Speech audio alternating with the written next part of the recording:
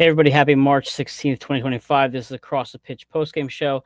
I am solo today because Jose Nunez is up 30,000 feet above us right now on a plane.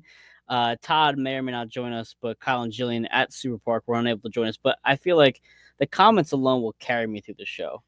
So join on in. I see comments already coming in now. I appreciate going. And there's Eric right here. Cue incessant streaming. Hey, listen, Eric, if you want to join me on this show, I'll gladly send you the link so you can add your screaming into this. So please comment if you want me to send you a link. I'd be happy to do so. This was a very upsetting Union game performance.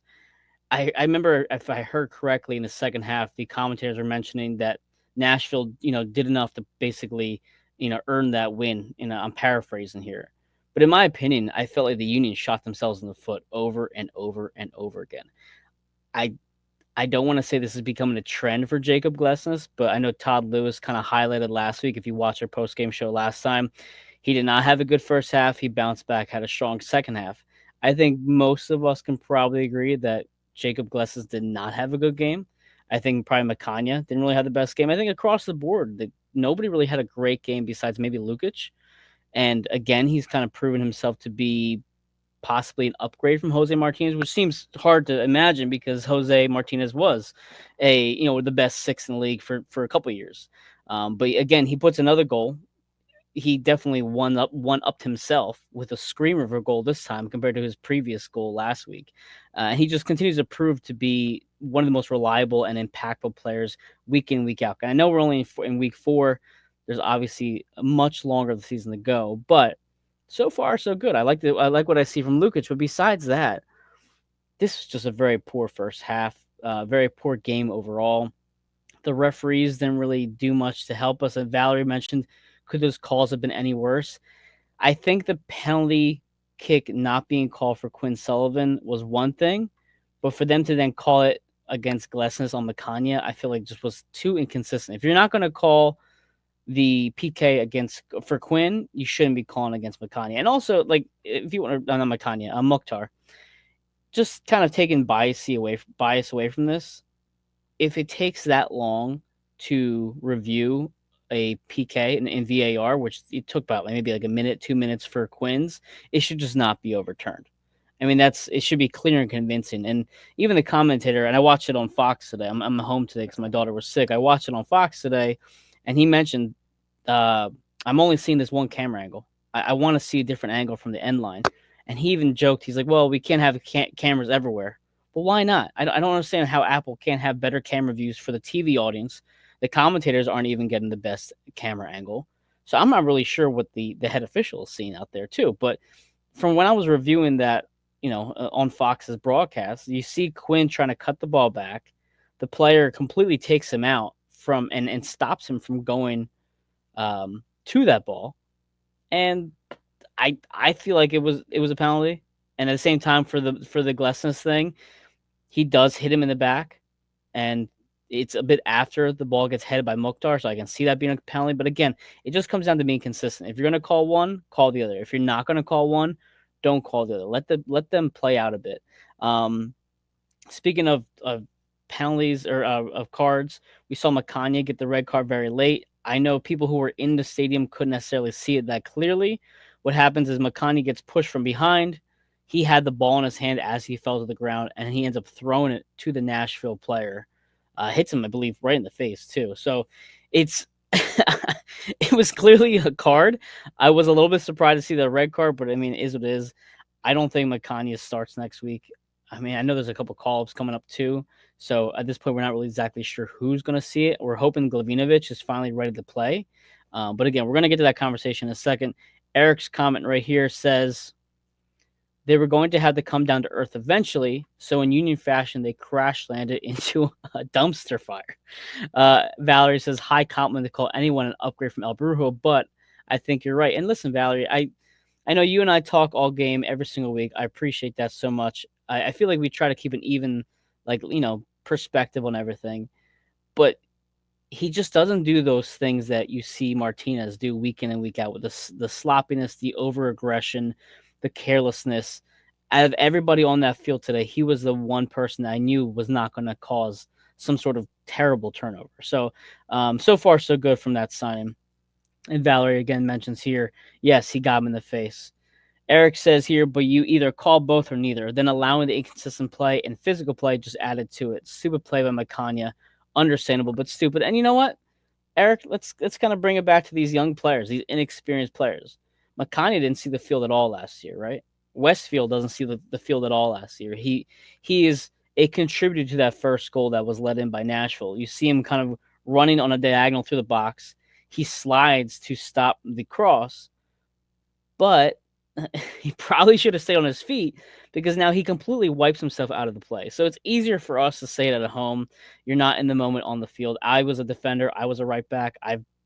I'm sure I've done the same mistake, so I'm not going to make it seem like I am a better judge on that play. But obviously, they score a goal. It doesn't look good. And now you see that if he stayed on his feet, he at least gives Glesnes and the other players a chance to recover. Otherwise, once he takes himself out of the play, it's just a wide open shot. And Andre Blake just doesn't have a chance there. And the same can be said about the second goal. Glesnes makes a mistake in the center of the field. And then the second goal is basically just a walk in. And I said it as soon as that goal went in.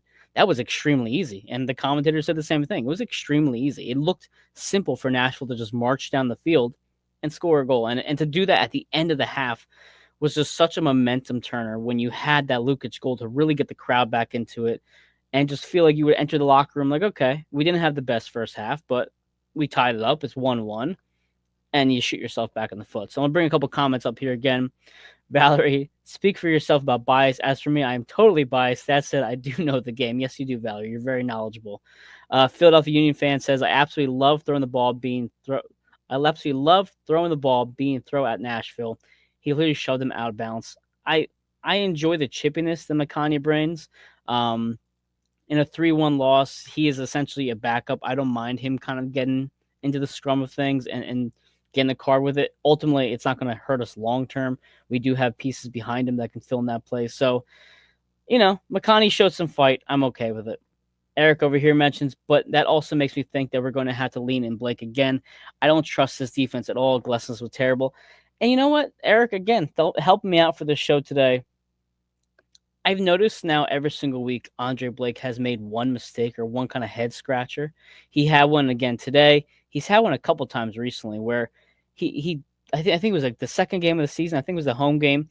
He got the ball in his chest, but it went behind him and he turned around completely and looked where it went, and it was right next to his foot. So it seems like Blake's had a couple moments every single match that has almost cost us a goal or at least had us scratching our heads a bit. So, I think you're right, Eric. The defense today was suspect. Glesnes has now shown a couple games now where he's been less than spectacular.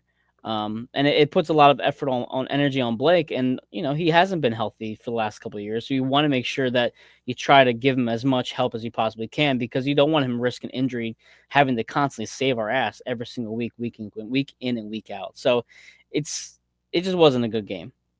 If you want to be the optimistic, if you want to be the glasses half full type of person, you're 3-0-1. You pulled off 2 road wins. You had a stinker at home, which you really shouldn't have had, but you had a stinker at home. The referee didn't really help our cause there. You can argue that maybe it was extremely windy. Maybe that caused some sort of effect into the game. Fine. You have to just now move on to the next match. And this is really where we're going to see what this team is made of. How are they going to respond now? Because when you're up 4-1, 4-2, it's easy, right? You can throw Kevin Sullivan in at the 80th minute. You can make substitutions and get experimental with certain things because the pressure is now off now with such a large lead. But to now have some adversity in your way, it's going to be a true test to see what this locker room is made of, what Carnell is made of, and how can we fix these things week in, week out? Because I think the problem with what we saw over the last probably 2 seasons with Curtin was the mistakes were just repetitive. They were giving up really, really early goals. They were giving up these mental lapse goals where everybody just fell asleep on defense for no reason whatsoever. And it wasn't just a one-time thing. It was over and over and over. And especially, I feel like it happened at home a lot. I mean, our Super Park hasn't been a fortress in what feels like forever. And you have that win in the second game of the season at home, you think, okay, maybe we got that mojo back at home, right? We're going to be one of those teams that are hard to beat at home. And then Nashville walks in and and you leave with a 3-1 loss. Bring up some comments here. Eric said he looks like he doesn't entirely trust himself. Whether it's the injuries or what, he feels like 2018, 2019 Blake that didn't trust himself enough yet. And I think that's a fair assessment, Eric. I think you probably saw some of the things that I saw today and in these past couple weeks. He just has a bit of hesitation in some of his movements. Philadelphia Union fan says, honestly, moving forward, I'm so confident it's one game. And again, yeah, you're absolutely right. You can't be jumping off the Commodore Barry Bridge after one bad performance. You really can't, especially because it's still so early in the season, and you're still a team that has several changes, not just for coaching, not just for system, but players. You have to have a moment to take a deep breath and just kind of recalibrate for next week. Valerie says, I was not impressed with Carnell's post-game talk today. I missed it, Valerie. I was getting ready for the show. I was hoping Jose was going to join us as he's on an airplane right now. But maybe if Todd joins us at any point during this show, he can kind of shed some light. Or Valerie, if you want to throw some comments in there, what he said, I'd be happy to know what he mentioned today. And there's Jose. Airplane Wi-Fi stinks. Jose, I'm still mad at you that you have all my stuff at your place. you owe me like 2 jerseys and a scarf. So I'll see you soon, buddy. But no worries. Have a safe flight. Eric says the Union weakness for years, playing from behind. It kills me that there's no adjustment to that. And that is 2 coaches now, though 4 games for the new coach. Eric says again, can't be jumping off the Commodore Barry. You must be new here. And listen, I the one thing that I kind of was, if you're talking about adjustments, the one thing I noticed today, maybe people in the comments want to kind of share their 2 cents on it. Quinn Sullivan started taking corner kicks today, and I don't remember if he did it last week. Again, there's some times where I'm either focusing on the show or doing something else. Quinn Sullivan was taking the corner kicks today along with Kai Wagner. Quinn Sullivan was also the PK taker today. I wasn't overly impressed with Quinn's corner kicks. I wasn't disappointed with them. I find it interesting. I don't mind that he takes it. I think we've seen now that Quinn has a decent cross, although you could argue that last year one of his weaknesses was his final touch and his final ball into the box. So I'm not opposed to the experiment. I'm not sure who would be the alternative. I guess maybe with the wind too, they didn't want to have a left-handed, left-footed person like Kai kicking it in a certain direction. I'm not sure what goes into that. I'm again, Valerie, to your point with the press conference, I don't know if anybody asked that question. What was the thought of putting Quinn Sullivan out there for some of the corner kicks? But from the PK standpoint, it was a pretty poor PK overall. He basically hit it right to the keeper. He could have hit it with the corners a little bit better. It didn't really have much of a power to it. So I was kind of disappointed by Quinn on that regard. Even though you would have made it 3-2 with like maybe 6 minutes to play, at least you give yourself a chance. You just cannot miss PKs. It's simple as that. Again, I'm going to go to these comments real quick as you guys help me carry the show. I appreciate it. Michael says, terrible officiating. I agree. It was not a good performance on the head official's part. Jeffrey says, Andre, honestly, with the adjustments, I think I've been really good up till this game. That was pretty much over, and you could feel like no matter what the changes were. Valerie said, I didn't hear all of it, but it seemed more full of platitudes rather than real substance. That said, he did mention no fault of our own, which could have been in reference to the referee. And that's fine. I don't take press conferences. I don't want to say I don't take them seriously, but I'd say 80% of the time you're getting some sort of cookie cutter response, right? After a win, how did you feel about this performance? Oh, it was a good performance. Our team played hard. After a loss, well, we got to go back to the drawing board. It's just kind of copy and paste every week. So from what I've heard from Jose and Jillian and Kyle and Todd, Carnell doesn't seem to be overly expressive like Jim Curtin was. So I think a lot of these press conferences are going to be that, Valerie. And but we'll see. Maybe a strong outing or a very difficult loss might bring some more emotion out of that. Philadelphia Union fan says that anyone feel like the game felt over from the moment they gave up the first goal. I don't agree with that. Not yet, at least. I think you have to give more time to see how they react to goals getting put against them first. I like how they reacted and scored quickly. They were putting pressure on the Nashville goal after that first goal went in. So I'm not going to say that I felt like it was over. Once that second goal went in, though, I'm going to have to agree, like, okay, this is just not their day. And that's when I could feel like this is you had the momentum and you automatically lost it, maybe just 10, 15 minutes later, however long it was. I think that's when I definitely felt it. But again, we'll see how they react moving forward. He mentions again, I'm happy that these players got to hear Philadelphia boo them really loud because of their disgust. Eric says, who takes him if Gazlag isn't on the field? Um, I don't know. I really don't know. I would assume, well, Bariba was out at that point, so I don't. You're not having Donovan take it. Damiani, I guess, would have been my choice if it wasn't Gazdag or Quinn Sullivan. Bedoya was also an option there. Listen, Eric, if you're talking about PKs, Jack Elliott was extremely good at penalty kicks. Oddly enough, as a center back, he's no longer here, and that would have probably been somebody who would have taken it. I guarantee you, in that situation, it would have probably been Jack Elliott or someone who's had experience taking multiple PKs. Philadelphia Union fan says, can we blame Jillian for the chinks? I guess we're going to have to because she was there. So thank you. I appreciate you bringing that up. If Jillian's listening now, it's your fault they lost because she hasn't attended a game yet, and the game that she attends, they lose. Mike says, how do we feel getting Nathan back on the field? That's a good point, Mike. I'm going to talk about this for a second. I wasn't displeased by Frankie Westfield's performance today. I feel like out of everybody on the back line, Jacob and Makanya probably had the worst performances. But you see those young mistakes happen when he slides for that goal, which I talked about a few minutes ago.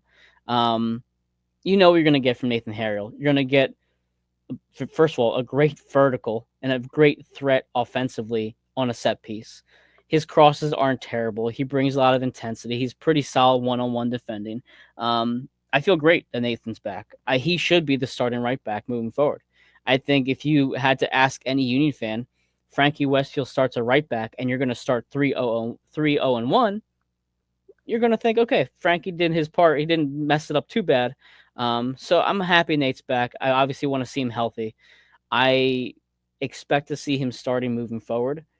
I guess Olivier Mbaizo is now basically on the third right back on the depth chart. So it's really Harrell's job to lose. I don't think today really helped Westfield's case for trying to jump Nathan, and I don't think that he would have anyway. Even if he had 2 goals and an all-star performance today, I don't think you take Nathan's job away just yet. But it's good competition, I'll tell you that much. I mean, if you're talking about depth on this team, the right back position, even with Olivier being an average player, it's pretty solid. You have Harriel, Westfield, and Mbaizo competing every single week for that position. I feel pretty good about that spot. I really do. And I think we all remember, Ray Gaddis back there, a solid player, but never a world beater, never scored a goal, right? If Ray scores, we riot. So that was never the case with him. It's such a drop off from the players we have now to Gaddis. No offense to Gaddis. Jeffrey mentions here, we also have to mention that the St. Louis scheme is going to look a lot different for our roster, so we're going to get some new things. Yeah, and that's the thing. We're only in year 1 with this new coach. We have to let things adjust and figure things out. And he says he meant to say the St. Louis game. Okay, yeah, and that's the thing. We're going to see a new game plan against us moving forward. I'm sure teams are scouting us now, trying to figure us out. So you're going to have some games that are tougher. You're not going to be scoring 4 goals every single week. Mike says again, agreed. I heard he was rusty, but he looked comfortable today. And yeah, you're gonna get that. The rust and everything, you're gonna get that. But again, I'm not too worried about any early jitters from this team. It's still only week 4. You still have to figure things out. Now, next week, moving forward, I'm gonna look at the calendar real quick. Bear with me right here as I just pull this up. We have St. Louis on the 22nd at 7:30. And that's going to be at home. And then we have the game against Miami next week. Now, I remember from talking to Jose, I believe we're missing about 4 or 5 players for next week. So I'm curious to see who starts. I just want to see a good outing. And Jeffrey's going to hear says, also, this was a Sunday game. A lot of these players have gotten comfortable with Saturday 7:30. And I'll talk about that in a second, Jeffrey. That's a good point. This international duty and the players missing. The one thing it makes me think of is last year's game against Portland when we had basically the C squad in there and we pulled off a miraculous win on the road.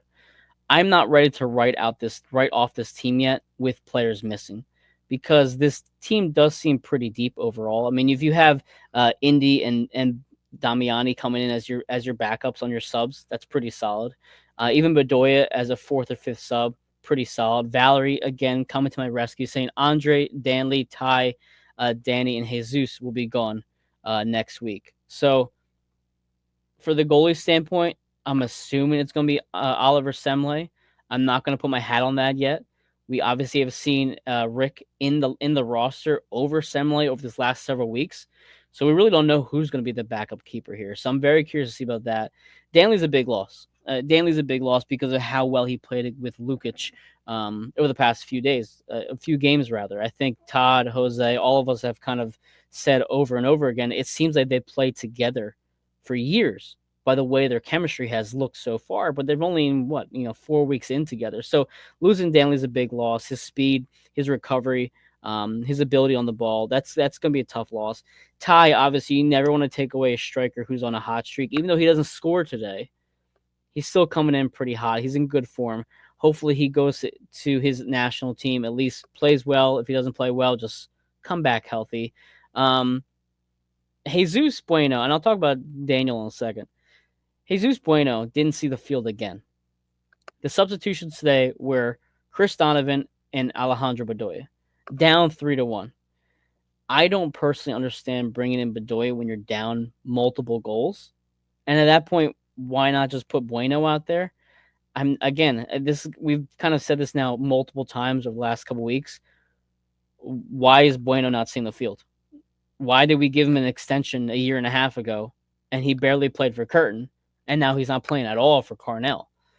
So I when I saw the substitution for Bedoya, I'm like, what is going on with Bueno that he cannot see any time whatsoever at any position on the field?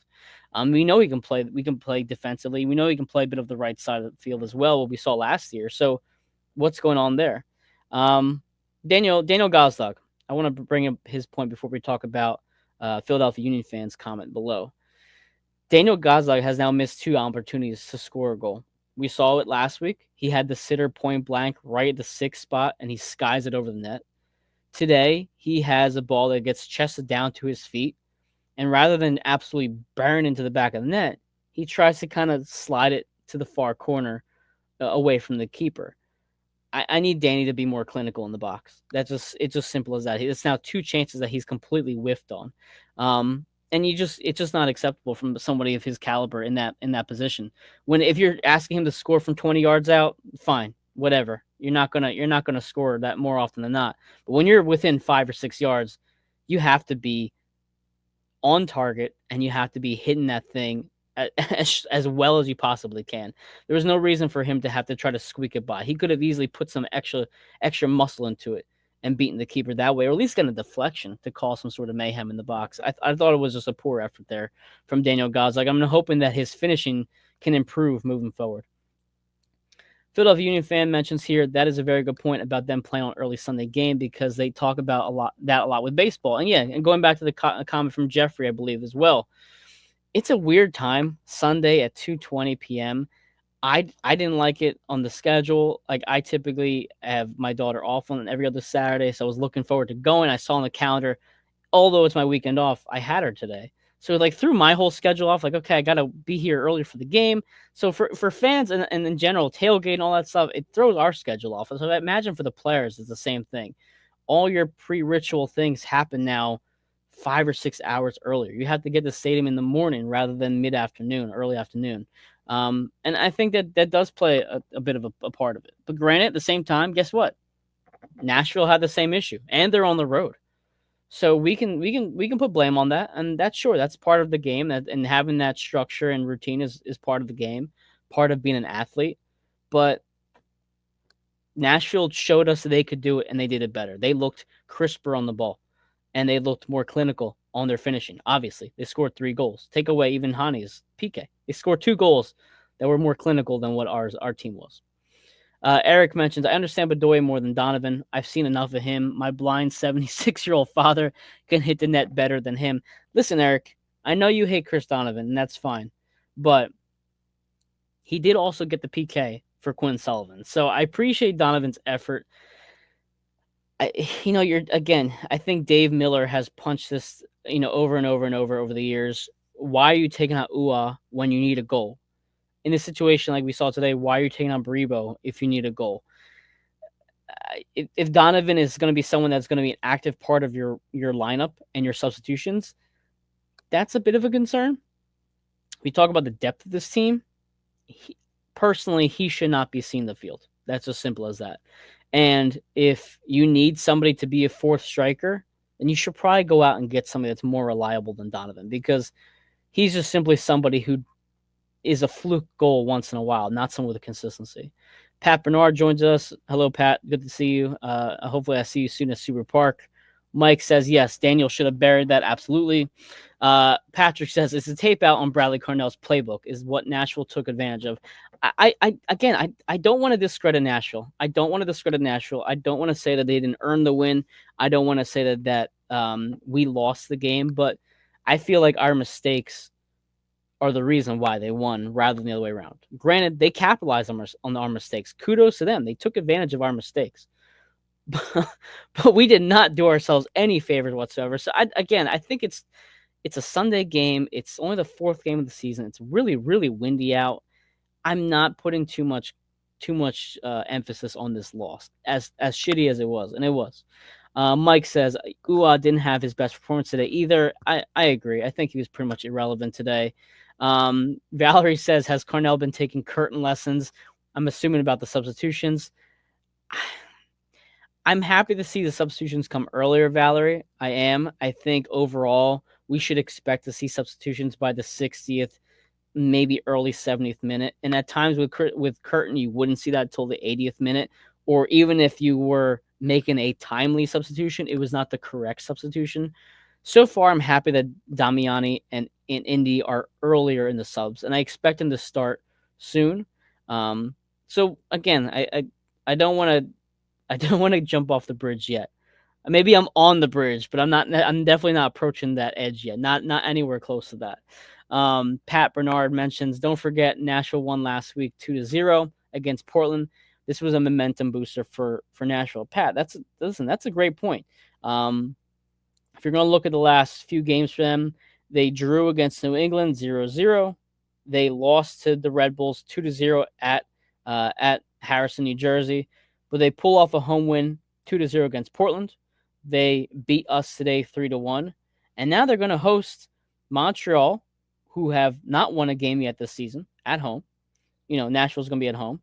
And they're going to host Cincinnati on the 29th. So if you're talking about the Eastern Conference table, Nashville right now, it was sitting behind us at 5th at this game.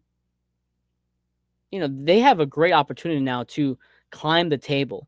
They pull off 2 solid wins, and now they get to go back home and continue that good form. I absolutely think that Nashville will win at least one of those next 2 games, if not draw one and win one. So, down the road for teams that we're going to see in the playoffs, yeah, you know what? This one's going to be tough because Nashville's going to definitely use this as a momentum booster. Absolutely, Pat. Cole mentions, I'm definitely worried for next game. 6 starters out and 1 reserve. Great point. Again, we're concerned to see how these reserves come into play, and who we're going to see. Are we going to see Glavinovic finally? Nathan Harriel with a full 90 minutes under his belt? Maybe. I'd be happy to see that for sure. Eric says, Cornell clearly doesn't know how to dip into Curtin's sub savings account. We have 1,000 of unused subs from his time here. Yeah, I know. That was a hot topic issue with Curtin, the substitutions. But why wouldn't the U winning 3 straight be momentum either? Nashville isn't the only one who was playing well. I don't know, Eric. I don't know why we looked like we had been on a 3-game losing streak rather than a 3-game winning streak. There was no momentum carried over from last week. None whatsoever. And it was disappointing. Again, especially because you're at home. It's one thing to lose a game at home. That's a tough fought game. It's a 1-0 or you draw 0-0, but you're absolutely going at it with each other. That's fine. You can at least tip your hat to a team that just kind of squeaked one out. But to go from such a very strong, consistent performance to just dropping off so far, I think, Eric, to your point, that's the one thing that was most annoying to me overall, was that you looked like you were a 3-game losing streak rather than a 3-game winning streak. And Philadelphia Union fan mentions, honestly, I believe they thought the game was over. And I know that was something that we saw last year. The team kind of felt like they weren't playing with heart. They felt like they were they kind of threw in their checks every single week, cashing them out, and they were just kind of playing and going home and going through the motions. However, this year we haven't seen that so far. We have seen a newly energized squad. We saw the game against New England. They're out there celebrating. They're like jumping together in a circle. So I'm not ready yet, again, to say that they threw in the towel early today. I'm just not there yet with Carnell's squad. He hasn't proven to me yet. But unfortunately, as Union fans, we got PTSD. We got some bad memories of the last couple of years where this team has let us down over and over and over. And just when you think you're going to get something positive out of the squad, it's just a step backwards. And that was what we saw last year at the fullest extent. Even when you thought you had a good outing, or when you thought you were going to have an opponent at home, and you were like, okay, we're gonna get this one back, like the Seattle match. They just throw in the absolute worst dud of a game, and it just drove you absolutely insane. For anybody who's also commenting, I'm curious to know how the hot dogs were today. If you were at the stadium, I don't know how Dollar Dog Night went. I saw Joey Chestnut was there eating hot dogs, so I'm curious if anybody was at the stadium on the ride home, tell me how that was, because I know the commentators have mentioned that there was hot dogs being thrown on the field during the Hani Mukhtar penalty kick. I know that was a problem at Citizens Bank Park, which is why I think they banned it, because of the hot dogs being thrown on the field. So again, if anybody's out there who tried one, let me know how they were, because I'm curious to know how that event went. Eric here mentions, it kind of goes to your point of Super Park not being a fortress. When it was a fortress, you could see the players step up their play at home. This year, they play better on the road than at home. Last year was kind of the same. Something needs to change there. And if I remember correctly, and again, I'm probably paraphrasing here more than quoting, it did feel like the team was playing more relaxed on the road, as if the pressure wasn't on them as much. Because if they lost, they're on the road, whatever. You're not going to win every road game, especially not in MLS, where it's extremely hard with the travel and all those things in between. But then when you came home, they looked tense. They looked stressed out. And you thought, okay, week 2, you get a great win at home. It was a 4-1 victory, if I remember correctly. Ty Baribo's still flying. Maybe this is a fortress again. But today was very much reminiscent of last year's squad. And you know what? Listen, you've added 4 players, right? You've added Glavinovic and Lukic and Damiani and Indy. But the majority of this roster is still intact from last year. So there has to be a culture shift. There has to be a shift in performance, in attitude, all that stuff. And again, if you want to go back to the comments that we heard last year, and even from this past couple weeks, you lose Jose Martinez, you lose Julian Carranza, you lose these high intensity players that brought a lot of energy. Who's going to be that vocal leader then moving forward? Andre Blake as the captain recently, I have no problem with. I think Andre Blake is great vocally. I think he's a great leader. But there has to be someone that's fiery out there as well. So Lukic, I feel like, could be that person. He has a very strong personality. You see how he reacts in the field. I don't think it's going to be Gazdag. I mean, Kai Wagner is a hothead, just like Jose Martinez was. I like that he's a vocal energy and a heated energy. So we're curious to see now how they can regain that back. Because, Eric, to your point, they did look like they were overthinking everything today. And it reminded me very much of last year. Jillian says, hi, Mike. Dollar dogs were mid, but it's $1. So listen, if you're paying $1 for a hot dog, I'm not expecting to be an amazing hot dog. But to hear they were mid, it's disappointing. I mean, it is what it is, right there. Also, for anybody who tried the Kai Tai, I think, Jillian, you sent me a picture on text of the Kai Tai. I would love to know how that was. It looked fantastic, by the way. Valerie says, was Joey Chestnut well received? Personally, I would not have walked out of my way to see him. Yeah, I mean, it's Joey Chestnut. He's like those American icons because he knows how to eat a shit ton of food like all of us do in America, apparently.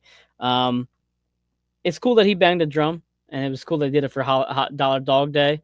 But Jillian says, it was good, but it's Union Yards curse 2.0. You know what? Listen, yeah, Union Yards gets extra attention today. The team falls flat. I'm still down to burn that place down. I'm I'm more than happy to commit a felony here in favor of the Philadelphia Union. Erica mentions here, part of that was also Curtin. He played up that this is our home and we don't take crap from anyone here. I don't see that lately. Win on the road is great, but you have to take advantage of home the most. again, it kind of goes back to my point. It has to come also from the coach, sure, but it has to come from the players too. Valerie says here, were the Kai ties blue? No. I'm going to look at the picture that Jillian sent me. Give me 1 second here. They were a like orangey color. I should probably pull on the screen here.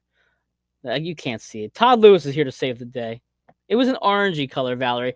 And I know in the picture they had a red image on Twitter. I was not pleased with the red, so I liked how they made it orange. But then the Philadelphia Union fan here says it was red. So it was a mix of colors that it shouldn't have been. They should have put some food dye in there and figure that out.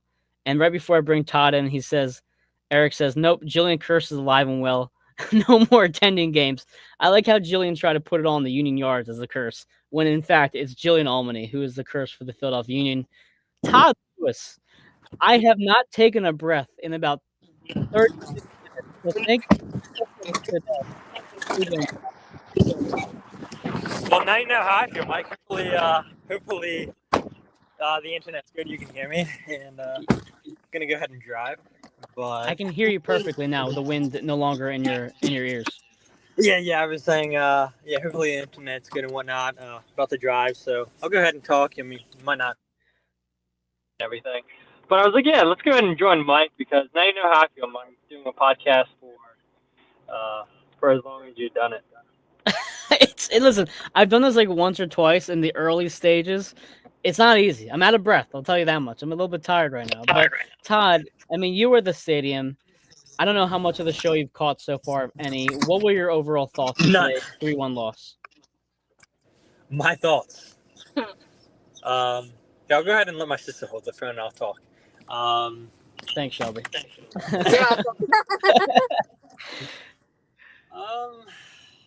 I think and you probably touched on this, Mike, but I think the thing for me is a lot of fans are probably going to blame the referee, which, yeah, I do think the referee made the game about himself. But yes, for me, I think the Union missed their chances and didn't look sharp in the first half. And that should really be the talking point, right? The game should never come down to a referee. Yes, I do think that Quinn Sullivan was fouled. That should have been a penalty. The penalty that was given on Jacob Glesnes, that's a 50-50 ball. You see that those plays all the time.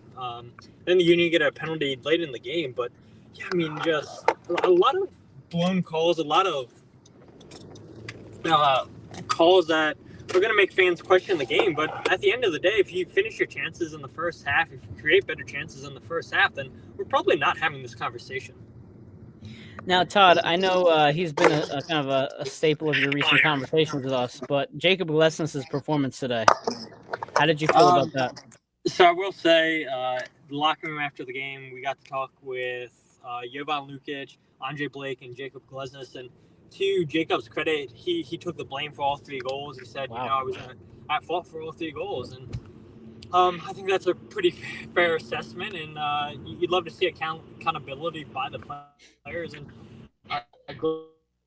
Glesnes is a player that's not a slack the last couple of years, or last year in particular, where it didn't look like his former self in 2022, and whether or not you want to blame that on injuries is up to whoever's listening. But I mean, Jacob out of position a lot. I think just that whole back line, it really seemed like the communication really wasn't there. Frankie Westfield was called out of position a couple times tonight. The Union struggled a lot to play out of the back, and I don't know how much of people watching this notice this, but the Union, every time they try to play out of the back, they're always having Glesnes or McConaughey on the ball, and then they're always spraying the ball out right to Frankie Westfield, and then Frankie's going to be the one that's starting the attack. And Nashville just seemed like they had a game plan for that, and the Union didn't really know how to counter that. And that is something that Jacob said, that Nashville came into this game and they knew the Union's game plan, and the Union just needed to have a better game plan.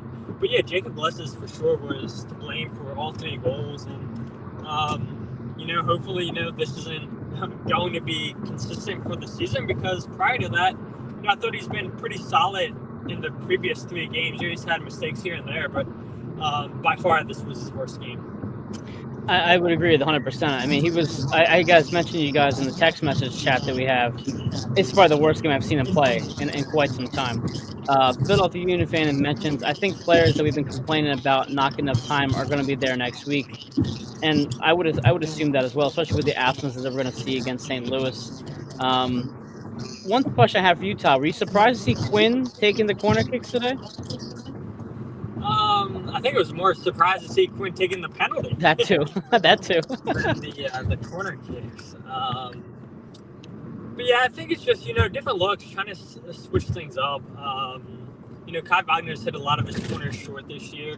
That really hasn't cleared the first man. We've seen Jesus Bueno take the corner kicks when he's played in his one game this season. So I think it was just the Union trying to do a different look. And yeah, like I said, I think Quinn taking the penalty is more of a shock to me than him taking the corner kick.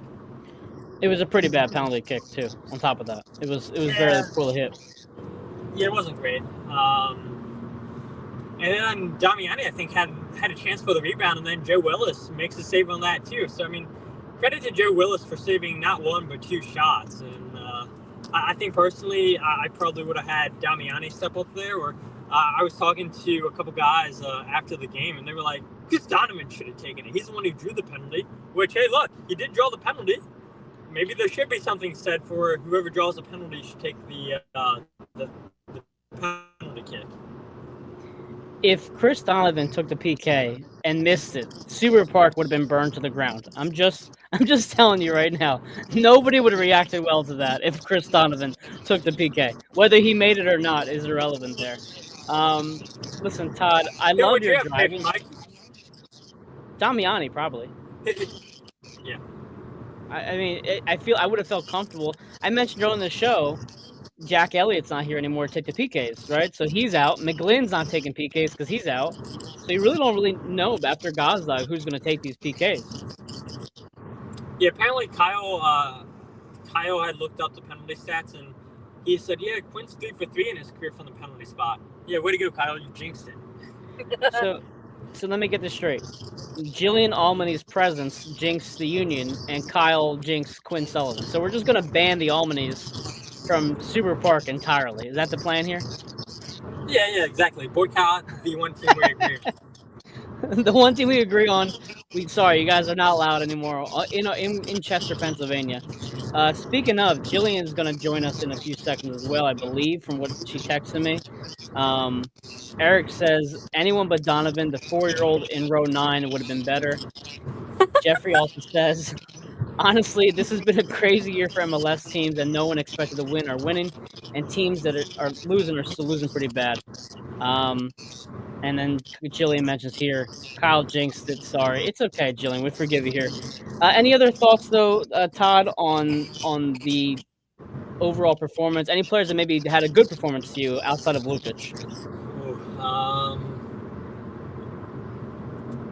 No, I don't think so. I don't think the Union were good enough on the day. And it's a question that I got to think about when my show goes to start. But Jillian's I don't think, as a whole, I don't think the Union played good. No, they didn't. Jillian, I can kind of hear you. Can you hear us okay? Yeah, I can't hear Jillian. Okay, yeah, I'm in the car. It's a little sus. Can you guys hear me? I can hear you now. Okay. How are you feeling today, Jillian, after that? You know how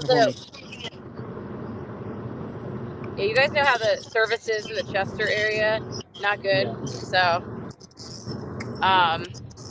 but no, yeah, I am sorry if our presence in the River End jinxed everything, and Kyle will not be back there. It's okay. That's fine. We can lose Kyle as long as you stay, Jillian. I think we're fine. I was gonna close up the show soon, but any thoughts, Jillian, on your end? Regarding today's outing? Yeah, I mean, definitely not the best showing. I thought Lukic was great. It was what a goal to witness in person there. I was happy about that. Blessness was really shaky. Just dumb move by Makanya. Jacob was that was rough. And I have to say, like, I was really disappointed in fans throwing the trash on the ground. I saw people doing it there in the river, and I'm like, don't be like LAFC. What is up with that? Like, don't do that. But it's I think it's humbling. They had the success to start off, and they were brought back down to earth. Like, they got a tough lesson there, and we'll see how they respond. Exactly. Absolutely. We're gonna wrap the show up. That way you guys can get home safely and not be I love how two of you guys are driving. Jose's flying right now, so everybody's like in transit somewhere. Todd, do you have a video breakdown or show coming up this week? Yeah, when I get home, I'll probably do the Bulls breakdown video. Get that posted tonight or first thing tomorrow. I'm like 90% done with my match recap, so I'll finish that up when I get done driving, and then I'll probably do a live podcast tomorrow. I also have an interview coming out with Indy Vasilev, so look for that. So I had a really good conversation with him on Saturday, and my hope is to either get that out by Monday or Tuesday at the latest. So a really good conversation I had with Indy Vasilev. I think he's going to become a fan favorite here in this fan base. Speaks very well, and just has a lot of positives to say about Bradley Cornell, this coaching staff, and what this team had been in the past and what they can be in the future. So looking forward to everybody reading that interview either on Monday or Tuesday. Awesome, Todd. I'm actually really looking forward to that for sure. Jillian, are you guys putting on anything this week? Yeah, so look for tomorrow morning. I have an article and an interview coming out with Andrew Rick. So I reviewed him yesterday at training. So that'll be out. We'll have a podcast out. We're probably going to record probably Tuesday night because I'm going to the Union 2 game tomorrow and hope to see a lot of people out at that. They take on New York Red Bulls too, so I'll be covering that from Subaru Park. But yeah, probably a podcast out probably record Tuesday, so probably be out Wednesday. Awesome. I appreciate that. I'm going to mute you guys real quick for 1 second here. Okay. I appreciate you guys all joining us in the comments today, and thank you for sticking with me for like 35 minutes while I spoke by myself. Todd and Jillian, thank you as well for you joining us while you guys are on the road. Dedication to the craft. I really appreciate that. Todd looks also so cool driving. I mean, just like the one hand on the wheel, just that's absolutely loving it.